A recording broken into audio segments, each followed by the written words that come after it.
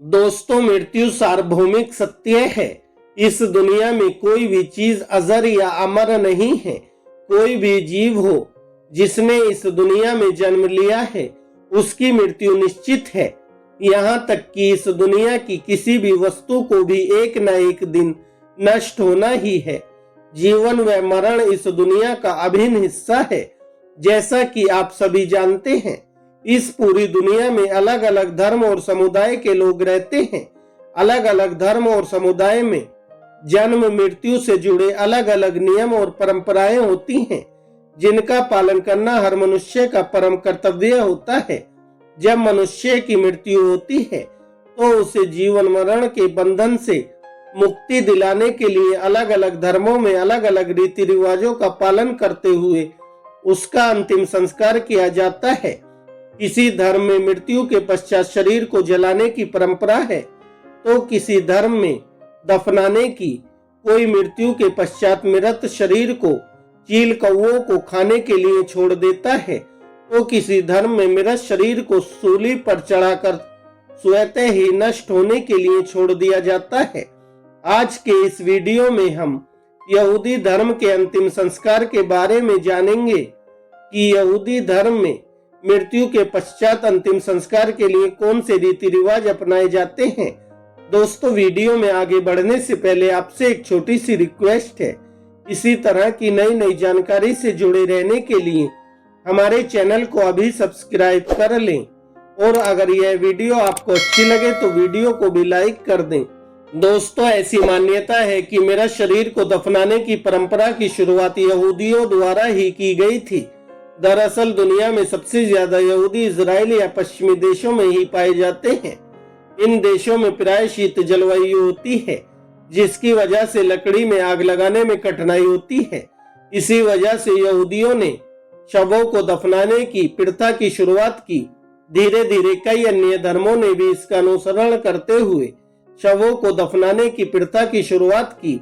यहूदी धर्म में जब किसी व्यक्ति की मृत्यु होती है तो यह प्रयास किया जाता है कि जितनी जल्दी हो सके मेरा शरीर को दफना दिया जाए और स्वाभाविक रूप से विघटित होने के लिए छोड़ दिया जाए। दफनाने की प्रक्रिया से पहले मृतक को नए कपड़े पहनाना जरूरी होता है। दोस्तों, यहूदी धर्म में जब किसी मनुष्य की मृत्यु होती है तो उसके अंतिम संस्कार के पश्चात एक सप्ताह तक मातम की अवधि चलती है, जिसे शिवा के नाम से जाना जाता है। इस मातम की अवधि में मृतक के 7 प्रथम श्रेणी के रिश्तेदार अर्थात माता पिता, पुत्र पुत्री, भाई बहन तथा जीवन साथी सम्मिलित होते हैं। इस अवधि के दौरान इन प्रथम श्रेणी के रिश्तेदारों को पारंपरिक रूप से एक घर में इकट्ठा होकर आने जाने वालों से मिलना होता है। अंतिम संस्कार के समय मातम में सम्मिलित होने वाले प्रथम श्रेणी के रिश्तेदारों को केरिया की प्रक्रिया करनी होती है। इस प्रक्रिया के दौरान अपने बाहरी परिधान को फाड़ देना होता है और इस फटे हुए परिधान को शिवा के अंत तक यानी पूरे एक सप्ताह तक पहनना होता है। शिवा के दिन की गिनती अंतिम संस्कार के दिन से शुरू की जाती है, जो 7 दिनों तक चलती है।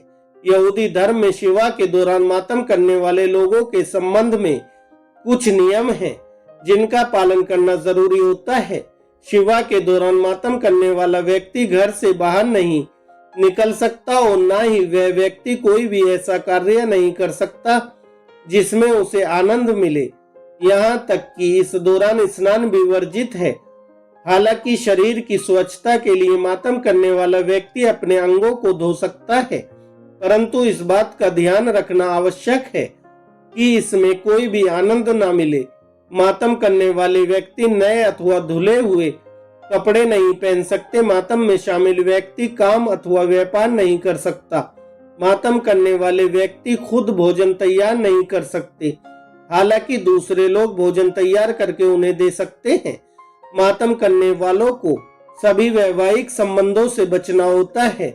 यदि एक शादीशुदा जोड़े के सदस्यों में से एक या दोनों शिवा में बैठे हैं तो उन्हें निदा में होने वाले जोड़े की तरह ही रहना होता है। मातम करने वाले दूसरों की मृत्यु से संबंधित वार्तालाप अथवा पठन नहीं कर सकते, ताकि उनका दिमाग उस मृतक पर ही केंद्रित रहे जिसके लिए वे मातम कर रहे हैं। दोस्तों, इस तरह से यहूदी धर्म में मृत्यु के पश्चात अंतिम संस्कार के बाद पूरे 1 सप्ताह तक विधि विधान से मृत व्यक्ति की आत्मा की शांति के लिए रीति रिवाज पूरे किए जाते हैं। धन्यवाद दोस्तों। जय हिंद, जय भारत।